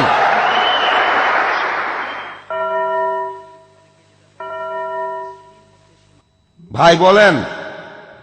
হ্যাঁ মিস্টার দিদার, আপনি জানেন আমি একজন খ্রিস্টান, আর আপনি যীশু খ্রিস্টকে নিয়ে যেসব কথা বলেছেন তাতে আমি বেশ অবাক হয়েছি। আপনাদের আফ্রিকান কোরআনে, এই কোরআনে লেখা হয়েছে, ছাপানো হয়েছে এইমাত্র কিছুদিন আগে, আপনি আর আপনার ইসলামিক সংস্থাই বের করেছেন দক্ষিণ আফ্রিকায় বেশ কিছু জায়গায়, সূরা আল ইমরানে আছে, সূরা মাইদায় আছে, এখানে বলা হয়েছে যিশুর কথা। যেমন ধরেন সূরা আল ইমরানে আছে, আফ্রিকান ভাষায় কথাটা বলা আছে এভাবে, তোমাকে মৃত্যুর জন্য প্রস্তুত হতে বলছি। দক্ষিণ আফ্রিকার মুসলমানরা কোরআন শরীফের এই অনুবাদটাই পড়ে। আর আপনিও বলেছেন যিশু মারা গিয়েছিল। আপনার লেকচারে বলেছেন, আপনার বইতে লিখেছেন দ্য চয়েস। আপনার এই বইটা আমি 6 বছর আগে পড়েছি। এটাই আছে সম্ভবত 10 নম্বর অধ্যায়ে। আপনি বলেছেন যিশুর হাতে পেরেক পোতা হয়নি, তাকে ক্রুশে বাঁধা হয়েছিল। ভাই আপনি কথা শোনেন, ভাই শোনেন, এক মিনিট, দেখেন আমার না, কথা শুনতে হবে। আমার না, প্রশ্নটা শুনুন। আপনি বললেন, শুনুন মিস্টার দাঁড়ান দিদার, এক আমার মিনিট, প্রশ্নটা শুনুন। মিথ্যে বললেন। শুনুন না, আপনি আমাকে নিয়ে মিথ্যে বললেন। আপনি শোনেন, শোনেন, শোনেন, আপনি আমার সম্পর্কে মিথ্যা কথা বললেন। আপনি আমার সম্পর্কে অনেকগুলো মিথ্যে বললেন। শোনেন, আপনি আমাকে নিয়ে মিথ্যে বললেন, অনেকগুলো মিথ্যে বললেন। আমি আপনাকে আর মিথ্যে কথা বলতে দেব না।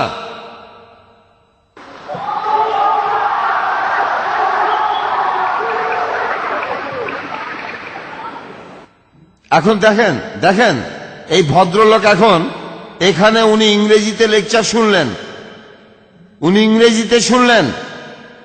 হ্যাঁ, উনি এখন আমার লেকচার ইংরেজিতে শুনলেন। তারপর উনি বলতে লাগলেন আফ্রিকান কোরআন নিয়ে, আফ্রিকান ভাষা আমি জানি না। তারপর আমার বইটার কথা বললেন।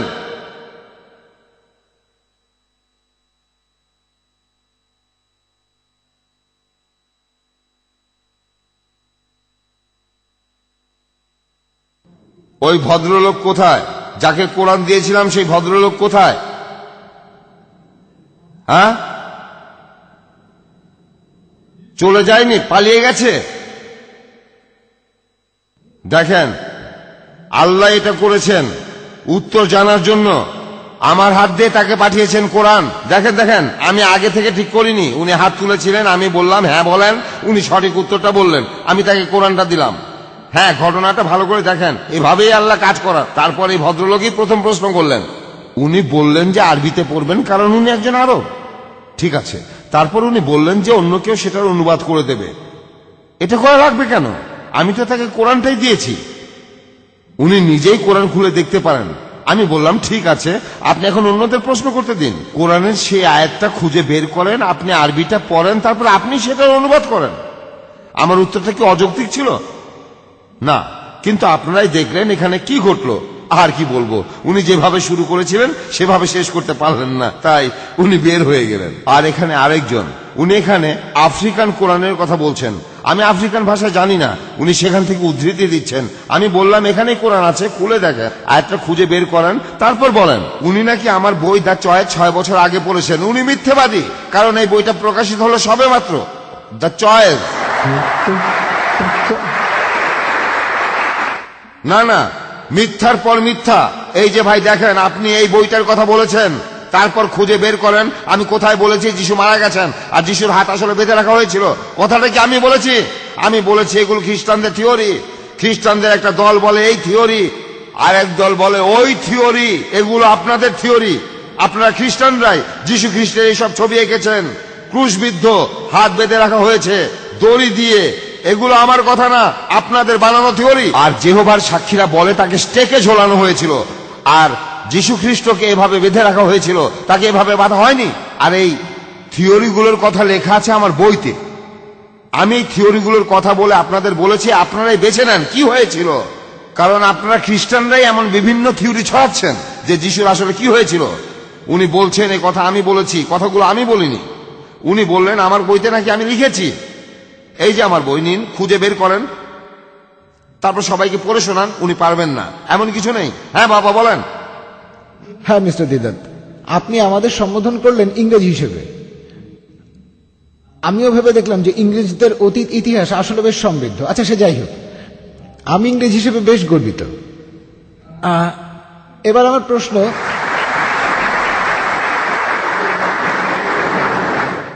দাঁড়ান এক সেকেন্ড, আপনাকে একটা কথা বলি।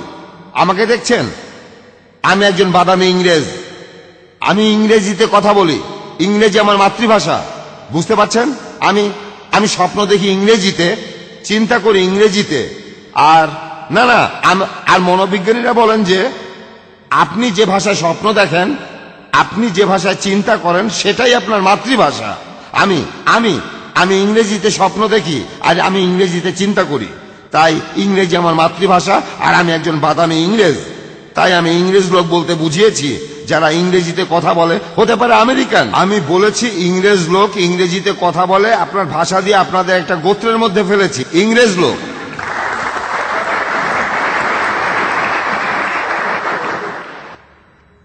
আচ্ছা, আপনি ইংরেজ বলতে আসলে আপনাকেও আমি বুঝিয়েছেন। বাদামি ইংরেজ, বাদামি।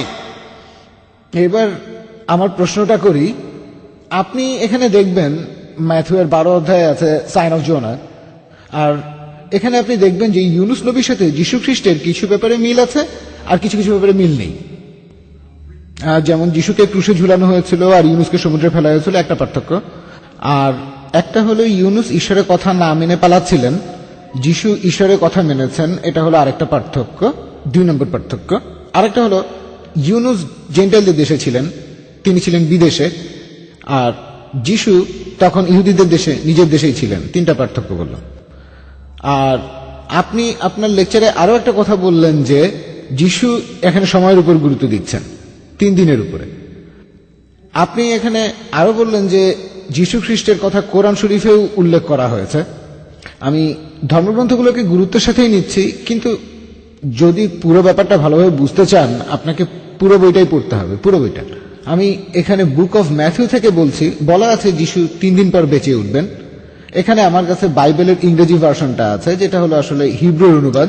বুক অফ ম্যাথিউ 16 অধ্যায় 21 অনুচ্ছেদ বলছে যে সেই সময় যীশু খ্রিস্ট তার শিষ্যদের বললেন তিনি অবশ্যই জেরুজালেমে যাবেন, আর সেখানে পুরোহিতরা আর অন্যান্য লোকজন তাকে অত্যাচার করবে এবং তাকে মেরে ফেলা হবে, আর 3য় দিনে যীশু বেঁচে উঠবেন। আমার ধারণা আপনি এগুলো পড়েছেন যে বলা হয়েছে যীশু 3 দিন পর বেঁচে উঠবেন। অবশ্য সবকিছু ঈশ্বরের ইচ্ছাতেই হয়েছে। বাইবেলেও বলা হয়েছে যে যীশু মারা যাবেন আর 3 দিন পর বেঁচে উঠবেন। এ ব্যাপারে আপনি কি বলবেন? এখানে আমি যেসব উদ্ধৃতি দিলাম সেগুলা বাইবেলের মধ্যেই আছে, যীশুর কি হয়েছিল সে ব্যাপারে কিছু বলেন। বাবা শোনেন, আপনাকে এখানে বুঝতে হবে যীশু ইউনুসের নিদর্শনের কথা বলেছিলেন, অর্থাৎ অলৌকিক কিছু। সাইন মানে অলৌকিক, সাইন মানে এখানে কোনো রোড সাইন নয়, কোনো রোড সিগন্যাল নয়। 2000 বছর আগে জেরুজালেমে কোনো রোড সিগন্যাল ছিল না। এখানে যীশু রোড সাইনের কথা বলছেন না, তিনি অলৌকিক কাজের কথা বলছেন। যখন ইহুদিরা তার কাছে নিদর্শন দেখতে চাইল, কোনো রোড সাইন না। যীশু বললেন আমার অলৌকিক হলো ইউনুসের মতো। আর ইউনুস নবীর অলৌকিক কাজটা হলো যে সবাই ভেবেছিল তিনি মারা গেছেন 3 বারের বেশি, কিন্তু তিনি মারা যাননি।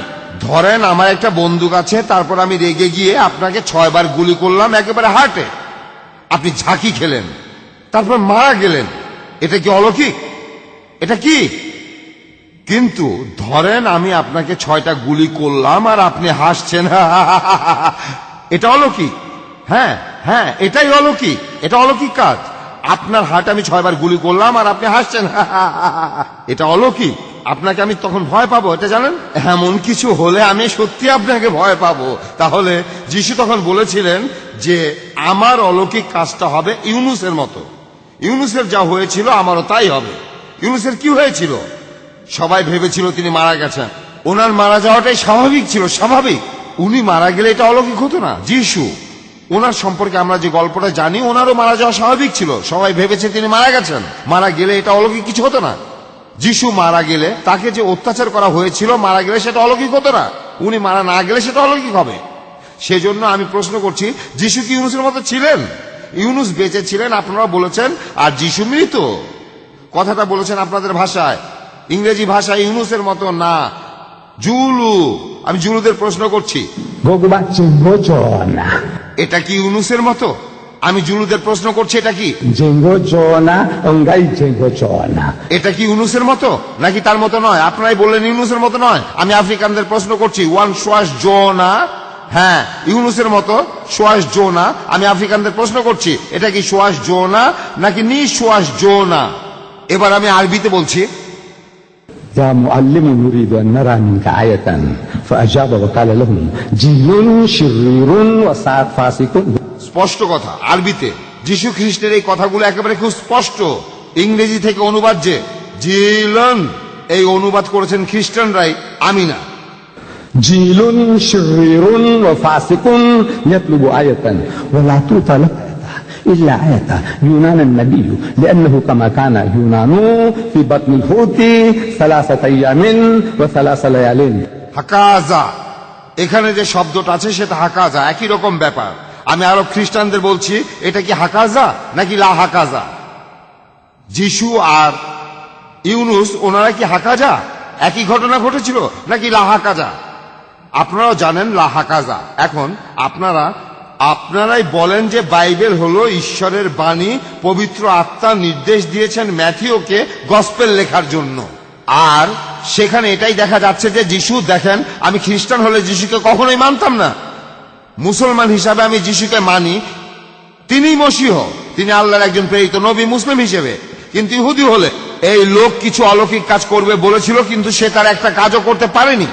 যিশু নিজে এখানে যে পরীক্ষা দেওয়ার কথা বলেছিল সেখানে সে ব্যর্থ, আমি তাকে মানি না, কখনোই না, এমন ব্যর্থ লোককে নবী হিসাবে মানি না, এমন কথাই বলতাম যদি ইহুদি হতাম। কিন্তু মুসলিম হিসাবে আমি বলবো তিনি আল্লাহর একজন প্রেরিত নবী। আপনারাই তাকে ভুল বুঝেছেন, আপনারাই ভুল বুঝেছেন। মাল্টিমিডিয়া পিসি, এলিফ্যান্ট রোডের কাটাবন প্রতিষ্ঠান।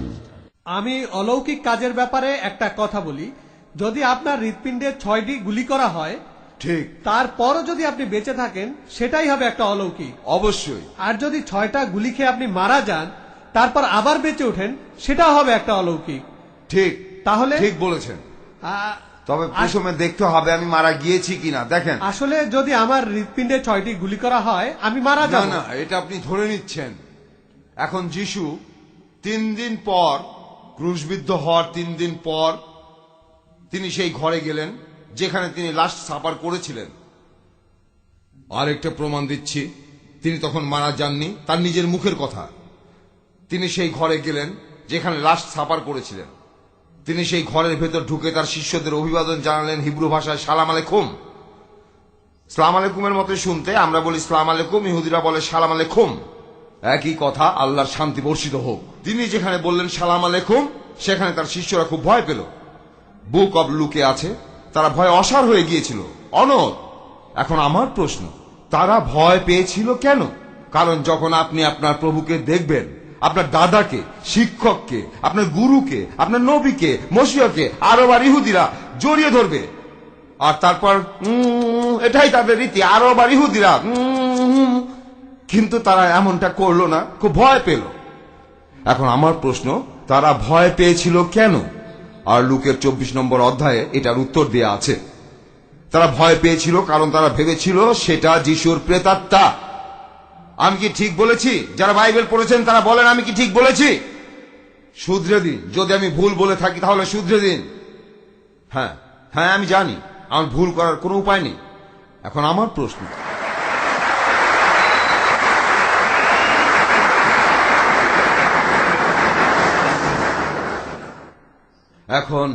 প্রশ্ন, কেন তারা ভেবেছিল যে তিনি ছিলেন প্রেতাত্মা? আমি প্রশ্ন করছি, তাকে কি প্রেতাত্মার মতো দেখাচ্ছিল? আর সবাই উত্তরে বলবে না, প্রেতাত্মাকে দেখতে মানুষের মতো হবে না। খ্রিস্টানরা হতবুদ্ধি হয়ে যায়, তাকে তখন প্রেতাত্মার মতো দেখাচ্ছে না, তাহলে তাকে প্রেতাত্মা মনে করবো কেন? এখানে আমি আপনাদের হেল্প করছি। যে সময় যিশুর শিষ্যরা তারা শুনেছিল লোকজনের কথা, তখন তারা শুনেছিল যে যিশুকে ক্রুশবিদ্ধ করা হয়েছে। শিষ্যরা শুনতে পেয়েছিল তাদের আশেপাশে লোকজন বলছে তাকে একটা প্রেতের কাছে দেওয়া হয়েছে আর প্রেতাত্মাটা তাকে মেরে ফেলেছে। তারা শুনেছিল তাদের আশেপাশে লোকজন বলছে তিনি মারা গেছেন, কবর দেওয়া হয়ে গেছে। এই সব কথাই তাদের আশেপাশে হচ্ছে, লোকজন বলছে। কারণ মার্কের 14 নম্বর অধ্যায়ে 50 অনুচ্ছেদে এখানে বলা আছে যে যীশু খ্রিস্টের জীবনের এই অন্তিম মুহূর্তে তার সব শিষ্যই তার কাছ থেকে পালিয়ে গিয়েছিল সবাই। এখন আমি বাদামি আর সাদা ইংরেজদের প্রশ্ন করব, স্যার আপনাদের ভাষায় সবাই মানে কি সবাই? সবাই, আপনার ভাষায় এটার অর্থ কি সবাই? অবশ্যই। সবাই অর্থ সবাই। আর যিশুর শিষ্যরা সেখানে ছিল না। সেখানে কি ঘটেছে তারা চোখে দেখেনি। সবাই তাকে ফেলে পালিয়েছিল। তাহলে মার্ক বলেছে, নাহলে মার্ক কি মিথ্যা বলেছে? আপনারাই বলেন এটা মিথ্যা। বলেন যে গসপেলে মিথ্যে কথা আছে, বলা আছে তার সব শিষ্য তাকে ফেলে রেখে একা রেখে পালিয়ে গিয়েছিল, আর তারা নিজেদের চোখে দেখেনি আসলে কি হয়েছিল। তারা লোকের মুখে শুনেছিল যিশুকে কবর দেওয়া হয়েছে। তারা ভেবেছে যিশু এখন কবরে পড়ছে। এমন মরা কাউকে দেখলে আপনি এমনিতেই ভয় পাবেন। তখন যিশু তাদের আশ্বস্ত করলো তারা যা ভাবছে তিনি তা নন। তাই তিনি বললেন, انظروا إلى يدي ورجلي আমার হাত আর পা ভালো করে দেখো, إني أنا هو যে এটা তো আমি। خصوا لي وانظروا আমাকে স্পর্শ করে দেখো। فإن الروح ليس له لحم وعظام প্রেতাত্মার রক্ত মাংসের শরীর থাকে না, যেমন আমার নিজের আছে। তাই আমি আবারও বলছি, প্রিয় ভাই ও বোনেরা, আরব খ্রিস্টানরা আর আপনারা ইংরেজ খ্রিস্টানরা, এখন আমি বললাম আমার রক্ত মাংসের শরীর, তাই আমি প্রেতাত্মা নই, আমি ভূত নই, কোন প্রেত নই। আপনাদের ভাষায় কি এটার একই অর্থ?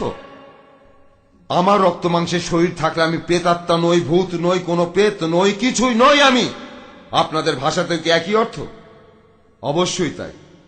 আপনার রক্ত মাংসের শরীর থাকলে আপনি প্রেতাত্মা নন, আপনি ভূত নন, কোন প্রেত নন, সবাই। আপনি এটা হলে ওটা নন। অন্য কথায় তিনি বলেছেন, আমার যে শরীরটা দেখছো এটা বদলে যাওয়া শরীর না, রূপান্তরিত শরীর না, সেটা পুনরুত্থান হওয়া শরীর ছিল না। কারণ পুনরুত্থান হওয়া শরীরে প্রেতাত্মা থাকে। জানতে চান কে বলেছেন? বলেছেন জন পল। আর কে বলেছেন? যীশু খ্রিস্ট বলেছেন। রেফারেন্স জানতে চান? দেখে নিন রেফারেন্স। আপনারা কোন বিশপ বা আর্চ বিশপকে নিয়ে আসেন, তার সাথে আমি একটু আলোচনা করি এখানে এই সিডনিতেই, আর আমি নিজের খরচে এখানে আসব। কোন বিশপ বা আর্চ বিশপকে নিয়ে আসেন, আমরা একটা সিম্পোজিয়াম করি, কোনো বিতর্ক নয়, সিম্পোজিয়াম করব। তারা তাদের কথা বলবেন আর আমি আমার কথা bolo, আর শ্রোতারাই ঠিক করবেন কে ঠিক। তাই যিশু বললেন, আমাকে স্পর্শ করে দেখো। Tengoklah tanganku dan kakiku, inilah aku sendiri, jamahlah aku dan lihatlah, karena hantu tiada berdaging dan tulang, seperti yang kamu lihat ada padaku.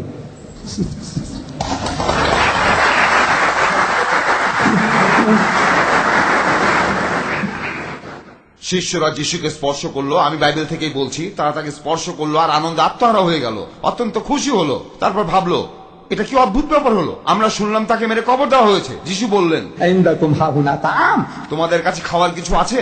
فناولوه جزءا من سمك وشيئا من شهد عسل فأخذ وأكل قدامهم.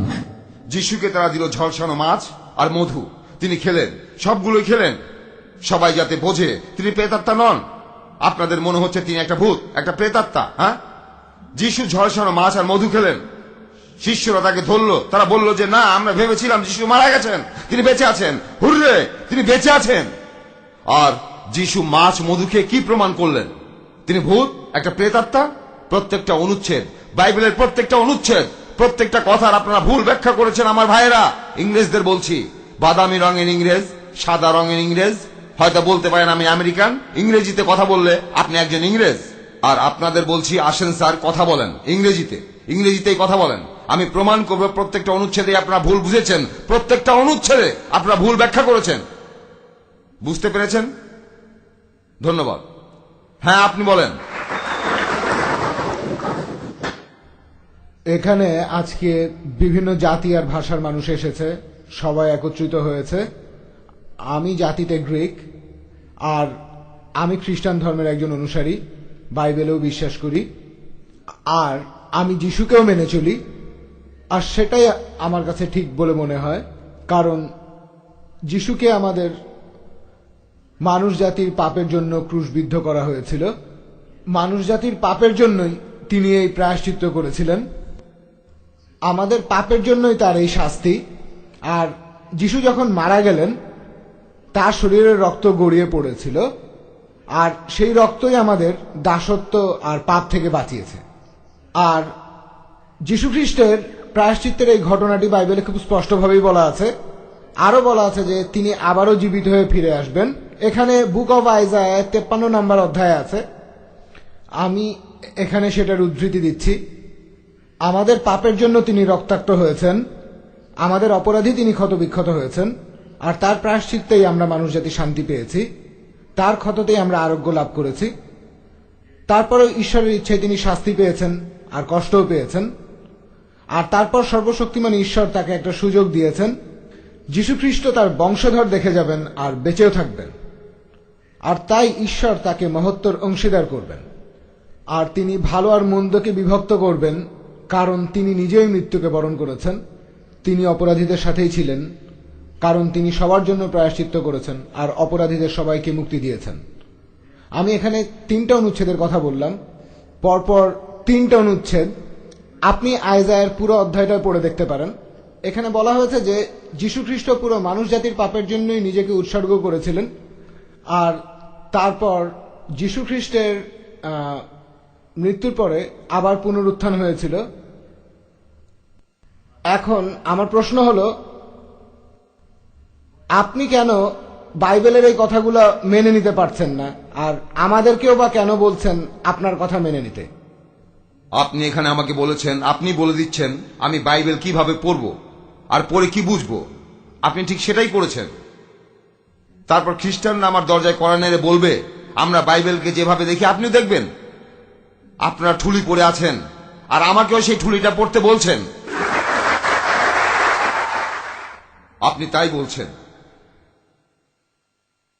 আমাকেও ঠুলিটা পড়তে বলছেন। আমি লেকচারের শুরুতেই বলেছি যে বাইবেলের 300টা ভবিষ্যৎবাণী সত্যি হয়েছিল, কিন্তু আমি বলছি তিমি মাসটা পালিয়ে গিয়েছিল, যে ভবিষ্যৎবাণী করেছিলেন যিশু নিজেই। যিশুই বলেছিলেন ইউনুস আর তিমির কথা। এই অলৌকিক কাজটা তিনি করে দেখাননি। আপনি আরো হাজারটা অলৌকিক কাজের কথা বলবেন আর তর্ক করবেন। আমি বলছি যিশুর ভবিষ্যৎবাণী তার নিজের মুখ থেকেই। ম্যাথিউর 12 অধ্যায় 38 থেকে 40 অনুচ্ছেদ। এবার আপনি এটার একটা ব্যাখ্যা দিন।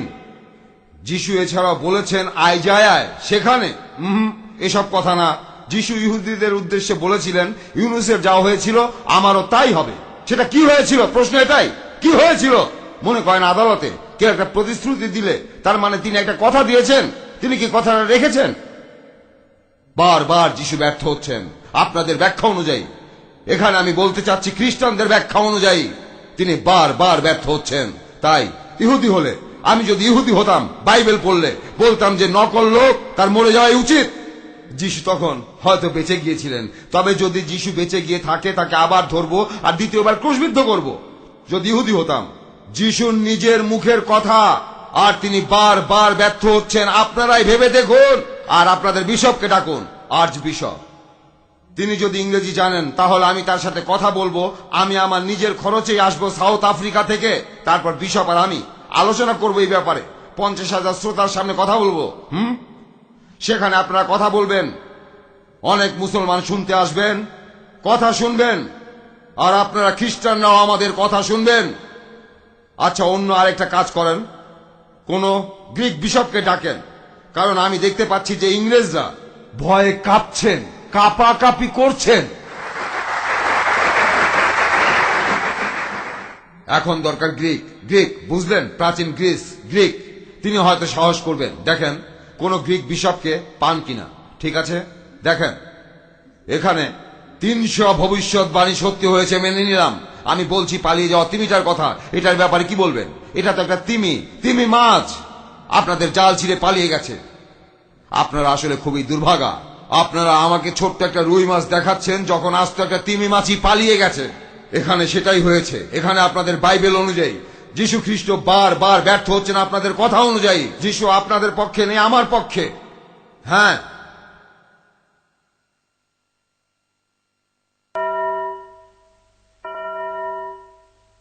এবার শেষ 2টা প্রশ্ন, আর না, শেষ 2টা প্রশ্ন এই মহিলা বলবেন। আর এখান থেকে কেউ যদি প্রশ্ন করেন, শেষ 2টা প্রশ্ন আপনাদের জানিয়ে রাখি, আমি অনেক পুরনো যন্ত্র, 78 বছর বয়সে, আর আমি এখানে অনেক দূর থেকে এসেছি।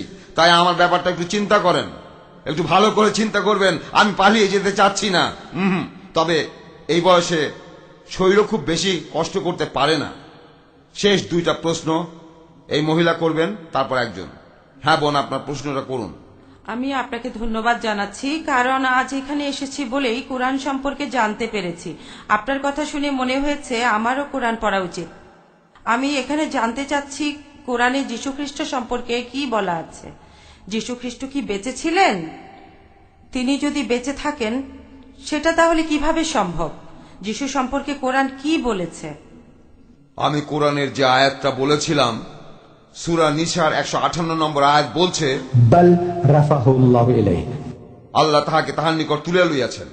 আমরা মুসলিমরা বিশ্বাস করি আল্লাহ তাহাকে তুলে নিয়েছেন, ক্রুশবিদ্ধ হয়ে মরে যাওয়ার বদলে তুলে নিয়েছেন। আর ক্রুশে বিদ্ধ সেই লোকটা ছিল সম্পূর্ণ নগ্ন।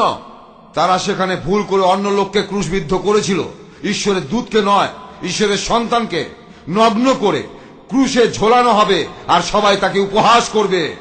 ঈশ্বর চাননি তার প্রেরিত দূতের এমন অবস্থা হবে, আর সেজন্যই ঈশ্বর যীশু খ্রিস্টকে রক্ষা করেন, তাকে তুলে নেন। আর আমি বলছি উনি আবার আসবেন আপনাদের বিচার করতে।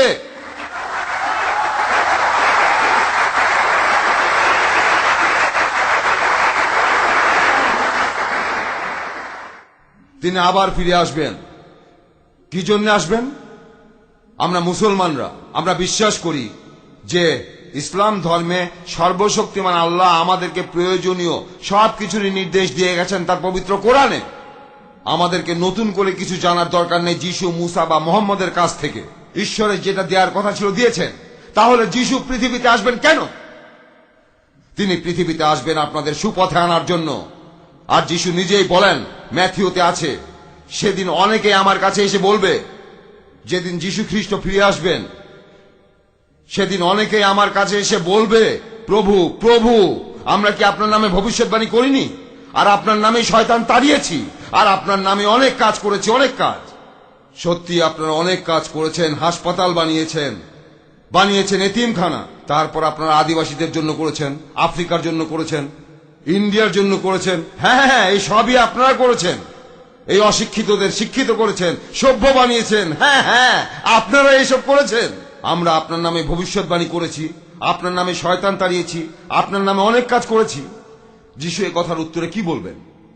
বলবেন, আমি তোমাদের কাউকে চিনি না, এখান থেকে চলে যাও, দূর হয়ে যাও, অপদার্থের দল, দূর হয়ে যাও, এখান থেকে চলে যাও।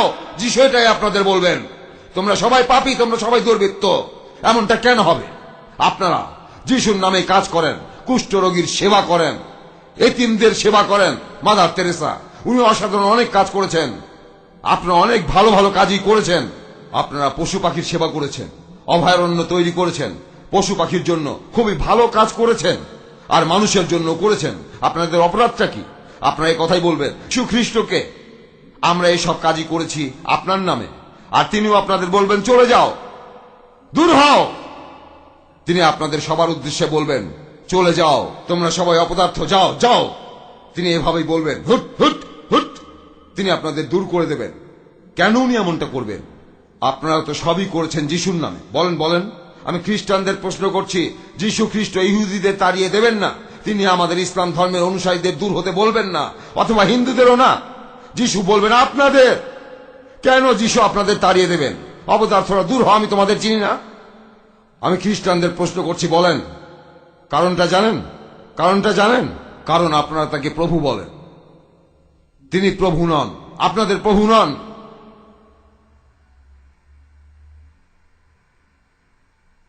এটাই কারণ। কারণটা হলো এটাই, আপনারা তাকে ঈশ্বর বানিয়েছেন। এটাই হলো কারণ। তিনি আপনাদের বলবেন, অপদার্থের দল, দূর হও, আমি তোমাদের চিনি না, তোমরা আমার অনুসারী নও। মুসলিমদের না, হিন্দুদের না, নাস্তিকদের না। তিনি বলবেন খ্রিস্টানদের যারা বলে তারা যিশুর অনুসারী। তিনি আপনাদের বলবেন, অপদার্থের দল, দূর হও, কারণ আমাকে তোমরা ঈশ্বর বানিয়েছো। ঈশ্বর, আমি বলেছিলাম সৃষ্টিকর্তার প্রার্থনা করতে। যিশু বলবেন, আসো আসো, তোমাদের প্রার্থনা করার নিয়ম শেখাই। তিনি আপনাদের প্রার্থনা করার নিয়ম শেখাবেন সুন্দরভাবে, একটা বাচ্চা ছেলের মতো, একটা শিশুর মতো আপনাদের তিনি শেখাবেন। হে আমার বাবা যিনি স্বর্গে থাকেন, হে আমার বাবা যিনি স্বর্গে থাকেন। সেখানে জুদাসও থাকবেন, সেই বিশ্বাসঘাতক শিষ্য। তিনি আপনাদের সবার বাবা, ভালো মন্দ সবার সৃষ্টিকর্তা, প্রভু, রক্ষাকর্তা। তাকে বাবা বলেন, সমস্যা নেই।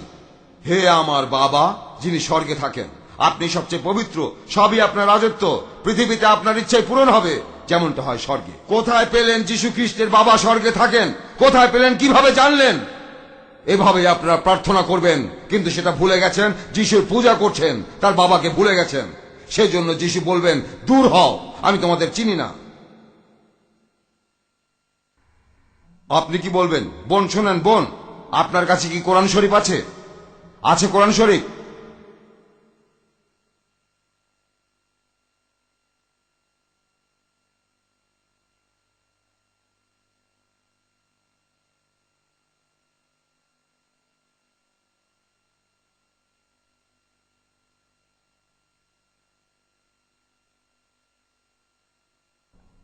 হ্যাঁ আমার প্রিয় ভাই, বলেন, এটাই আজকের শেষ প্রশ্ন। থ্যাংক ইউ দাদাজি, আপনার বক্তৃতাটা আমার কাছে খুবই ভালো লেগেছে। আপনাকে শ্রদ্ধা করি। আপনার লেকচারের কোনো সমালোচনা করব না, শুধু একটা কথা বলবো। আমি জানি যে যীশু খ্রিস্টের ব্যাপারে অনেক দ্বিধাদ্বন্দ্ব আছে। আমি আপনাকে শুধু একটা ছোট প্রশ্ন করব। আমার এই প্রশ্নটার সাথে খ্রিস্টানদের কোনো সম্পর্ক নেই, আমি হিন্দু। খুব ভালো। এখন যীশু খ্রিস্ট তিনি নাকি ইন্ডিয়ায় গিয়েছিলেন। একজন লেখক এ নিয়ে বই লিখেছিলেন, তার নাম আমি ভুলে গেছি। আর তিনি নাকি সেখানে সেন্ট থমাসের নামে একটি চার্চ বানিয়েছিলেন। আর এছাড়াও খ্রিস্টানরা বলে যে যীশু খ্রিস্ট নাকি মানুষ জাতির পাপের জন্য প্রায়শ্চিত্ত করেছেন। এখন আপনার মতে এই প্রায়শ্চিত্ত করাটা কি যৌক্তিক? কেন তিনি সবার পাপের শাস্তি ভোগ করবেন? এ সম্পর্কে আপনার অভিমত কি? না, খ্রিস্টানরা এই ব্যাপারটা নিয়ে কখনোই কিছু বলে না। যে যীশু খ্রিস্ট ইন্ডিয়াতে গিয়েছিলেন আর সেন্ট থমাস চার্চ বানিয়েছেন, সেন্ট থমাস ওই চার্চটাই বানিয়েছেন। যীশু কেন সেন্ট থমাস চার্চ বানাবেন? তিনি বানাবেন জিসাস চার্চ, সেটাই স্বাভাবিক। তবে সেটা হতেও পারে, আবার কখনো নাও হতে পারে। সেটা আমাদের কথা হলো, আপনার পাপের জন্য অন্য কেউ মরতে পারে না, অন্য কেউ আপনার পাপের বোঝা বইবে না। আপনাদের হিন্দু ধর্মের কর্ম অনুযায়ী আপনি কিছু করলে আপনি ফল পাবেন। যদি ভালো কাজ করেন তাহলে পুরস্কার পাবেন, যদি খারাপ কাজ করেন তাহলে শাস্তি পাবেন। ইসলামে একই কথা বলে, আমরা সবাই আমাদের পাপের শাস্তি ভোগ করবই। যে অন্যায় করবে সে মারা যাবে, যে পাপ করবে সে ধ্বংস হবে। বাবার অপরাধের শাস্তি ছেলে কখনোই পাবে না, বাইবেলে বলা হচ্ছে। এখানে বাবা হলেন বাবা আদম। আমরা তার ছেলেরা, আমরা আদমের জন্য কেন শাস্তি ভোগ করব? আদম একটা ভুল করেছিলেন, তিনি সেজন্য শাস্তিও ভোগ করেছেন, এই জন্য শাস্তিও পেয়েছেন। আমাদের ঈশ্বর বলবেন না যে আদম কেন এটা করেছেন। আদম সেজন্য শাস্তি পেয়েছেন, আমরা শাস্তি পাবো না। বাবার অপরাধের শাস্তি সেটা ছেলে পাবে না, ছেলের অপরাধের শাস্তি বাবা পাবে না, আর বাবার অপরাধের শাস্তি ছেলে ভোগ করবে না। ঈশ্বর আদমকে বলবেন না, তোমার সন্তানদের দেখো, 2.5 কোটি সডোমাইট, আপনারা বলবেন সমকামী, গে আমেরিকায় তোমার সন্তান একদম অপদার্থ, এরা তোমার কেমন সন্তান? ঈশ্বর না, আদমকে কথা বলবেন না। আমাদেরও আদম সম্পর্কে প্রশ্ন করা হবে না। যে অন্যায় করবে সে মারা যাবে, এটা ঈশ্বরের আইন। তবে একজন পাপী বদলে যেতে পারে। সে সারা জীবন যে অন্যায় করেছে তার জন্য ক্ষমা চাইলে আর অনুতপ্ত হলে আর এরপর থেকে ভালো কাজ করলে সে অবশ্যই বেঁচে থাকবে, সে মারা যাবে না। এটাই ইসলাম। ইসলাম এটাই, আপনার পাপের শাস্তি আপনার, আমার শাস্তিটা আমার। অন্য কেউ আপনার শাস্তি ভোগ করবে না। তবে খ্রিস্টানরা বিশ্বাস করে অন্য কেউ তাদের পাপের শাস্তি ভোগ করছে, আর এই দায়িত্বটা তারা দিয়েছে যিশুর উপর। আর তাদের জন্য সব সহজ হয়ে গেছে, তারা যা খুশি তাই করতে পারে, আর শাস্তি পাবেন যিশু। না, এছাড়াও খ্রিস্টানরা তারা বলে যে পাপ যত বেশি, পাপ মোচন তত বেশি। আপনি যদি এটা কোন ধরনের পাপ মোচন মনে করেন, আমি কারো পিন চুরি করলাম, কোট পিন, যিশু সের জন্য শাস্তি পাবেন। ট্রাফিক আমাকে ফাইন করলে সেটাও যিশুর শাস্তি। যিশু কি করেছেন? হ্যাঁ বলেন, হিটলার অপরাধ করেছে, তার জন্য দ্বিতীয় বিশ্বযুদ্ধে 4 কোটি মানুষ মারা গেছে এই সারা বিশ্বে। এখানে যিশু যদি এই জন্য শাস্তি পায় সেটা হবে অনৈতিক। যদি পিটার নামের সেই লোক যে 13 বছরের একটা মেয়েকে ধর্ষণ করেছিল, যিশু তার জন্য শাস্তি পায়, সেটা হবে অনৈতিক। যত বেশি পাপ তত বেশি পাপ মোচন। এটা কোন ধরনের ফিলোসফি?